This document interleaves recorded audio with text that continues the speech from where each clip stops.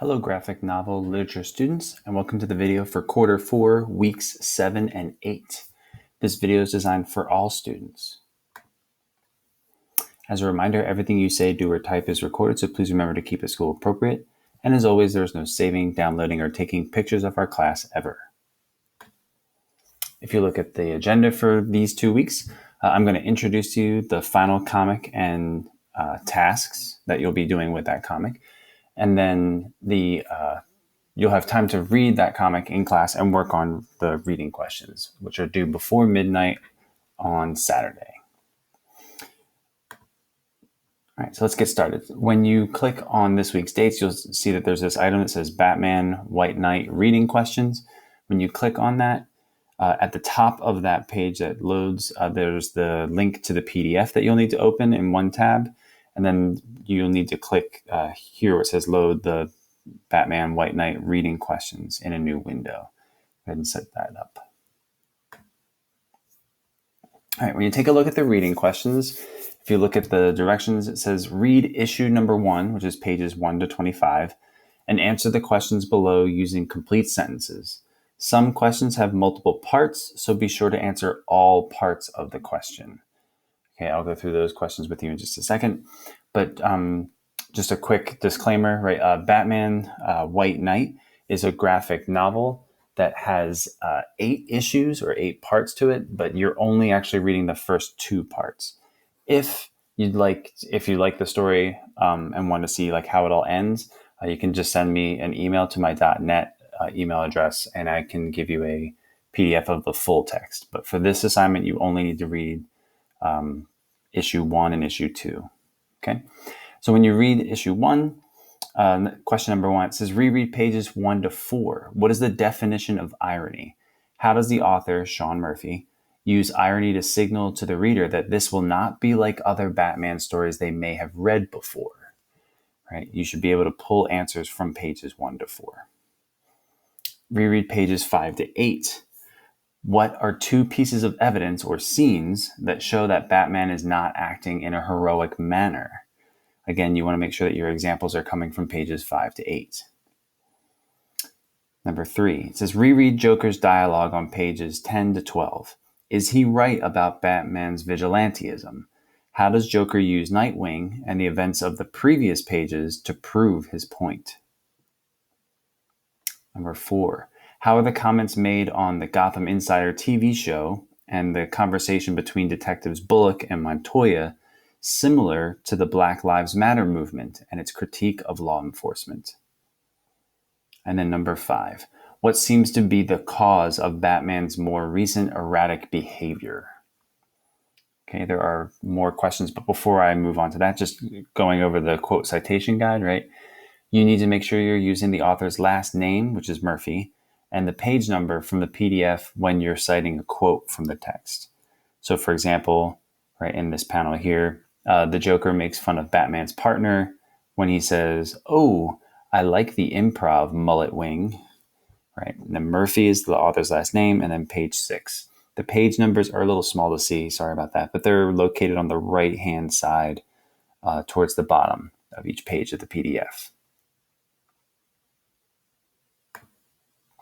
Okay, question number 6, and this is still for that first issue.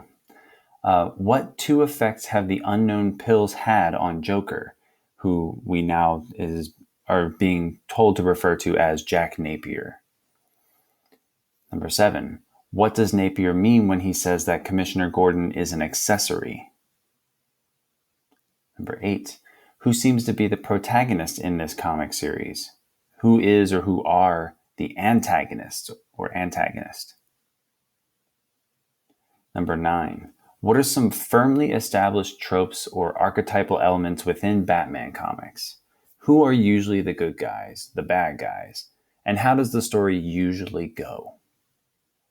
And then number 10 says, how does the role reversal discussed in question 8 illustrate an attempt to work against the established tropes and the archetypes discussed in question 9?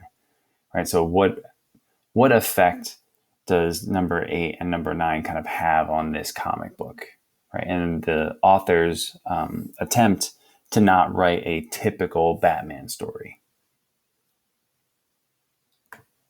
Okay. Once you're finished with that issue, right, then you would move on to the second issue. It's all in the same PDF, but that's how it's broken down by issue. The directions say read issue number 2 and answer all the questions below. Again, there's multiple parts to most of these questions, so make sure you're answering all parts. Number 1, once again, Sean Murphy draws connections between the Black Lives Matter movement and Jack Napier's situation, especially when you look at page 29. Do you think making this connection helps or hurts the story? Do you think including this connection to real life events and political movements would increase the comic's readership? Another way of saying that is, do you think that more people would start reading this comic or Batman comics in general if they knew that it was linking it to the Black Lives Matter political movement and the ideas behind it? Explain your answers. Number 2.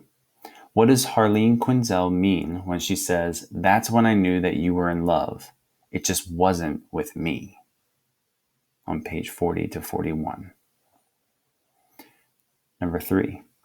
Sean Murphy draws parallels between Batman's war on crime in Gotham and the United States war on drugs program, a program that systematically punished African Americans for possession of drugs more severely than white offenders.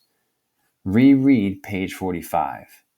Why does Bruce Wayne react so strongly to Pierce's comments about the 1% profiting from Batman's war on crime? Number 4. Reread pages 34 to 37 and 46 to 50. How do both of these scenes explore the idea of partnering with an enemy or an adversary to achieve a common goal?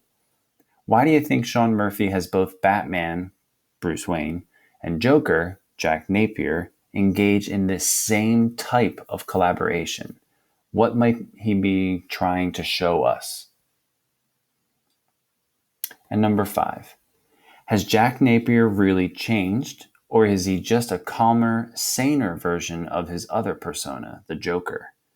Defend your answer with 2 pieces of evidence from issue number 2.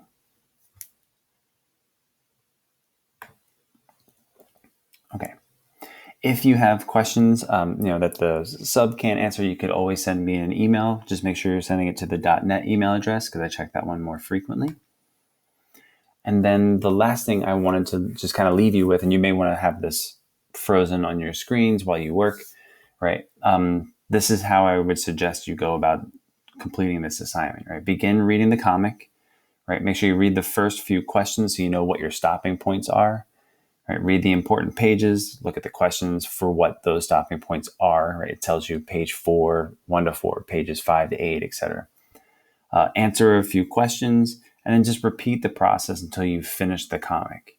Right, all of your questions are in chronological order, so you should always have the answer to number 1 before the answer to number 2 comes up, and so on and so forth. And then again, as a reminder, don't forget to properly format your quotes in your responses. Again, the page number is located in the lower right-hand corner of the PDF pages. All right. And that will do it for these weeks. Please make sure that you are... Oh, hold on one second. Okay, sorry about that. So your action items are to work on reading the text and answering those reading questions. Those are due before midnight on Saturday, June 12th. Your academic check-in time on Wednesdays is from 12:55 to 1:15, and student support is available from 7:45 to 8:45 on Mondays, Tuesdays, Thursday, and Friday mornings. Thank you very much for watching, and I hope you enjoy the comic.